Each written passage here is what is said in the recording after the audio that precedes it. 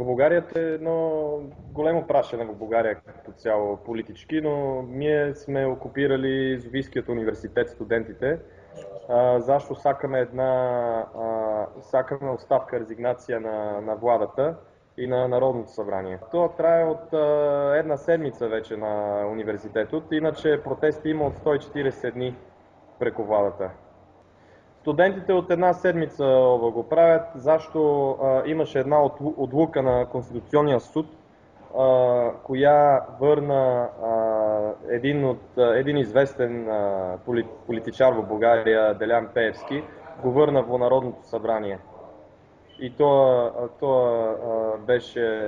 той реши всички студенти да окупират първоначално една аудитория, защо председателят на Конституционния суд, професор Токушев, трябваше да води лекция.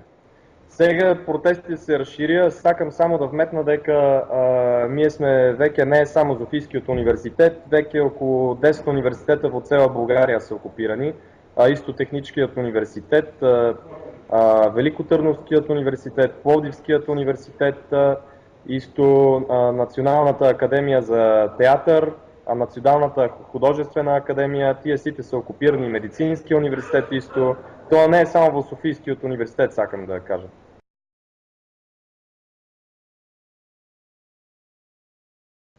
Има ваква инициатива, премиерът сакаше да разговаряме, обаче нещата малко се размиха, съответно малко половинчато, ако ме разбираш. Каже, че сака, па после не сака, па ние взимахме решение да говорим или да не говорим, в крайна сметка нема разговор с премиерот и ние не сакаме да разговаряме с управителството. Они исто не сакат да разговарят с нас. Ние си оставаме на позицията дека оставаме си на отлуката дека сакаме оставка веднага и разпускане на Народното събрание. На владата, да, сакаме нови избори.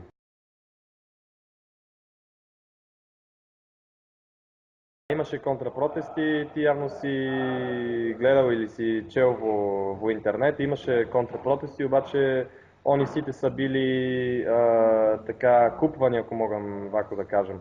И беха главно от студенти дека студират во други университети, а зборуват дека сакат да учат во Софийскиот университет, но али не могат, зашто ние не им позволеваме, кое не е верно.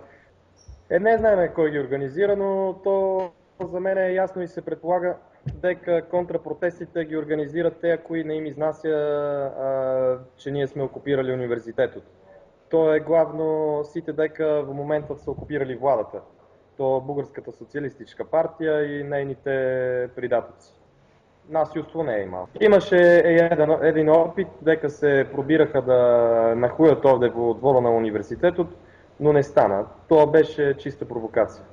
И аз мислям дека не може, зашто ако има насилство от страна на провокатори или полиция, то ќе биде едно много по-големо прашене ќе се превърне и владата нема да издржи повече.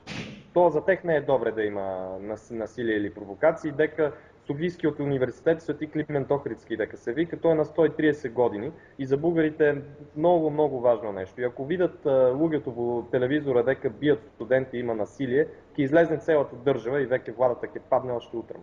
Нема присъство на полиция, има съвсем елементарно присъство. По една-две коли, нема нищо повече.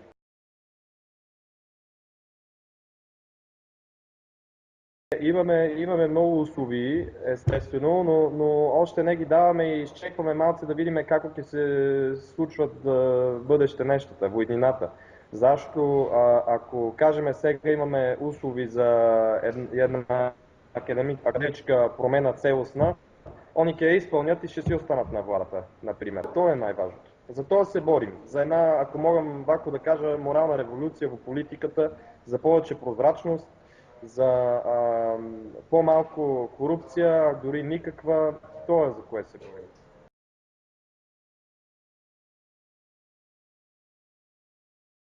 Естествено има вакви обвинения, но те не са партийски започнати 100%, зашто ние дори транспаранти сме пуснали дека сме надпартийни и овде има хора во университетот дека са хора и со леви убеждения, со социалистички убеждения и хора со десни убеждения.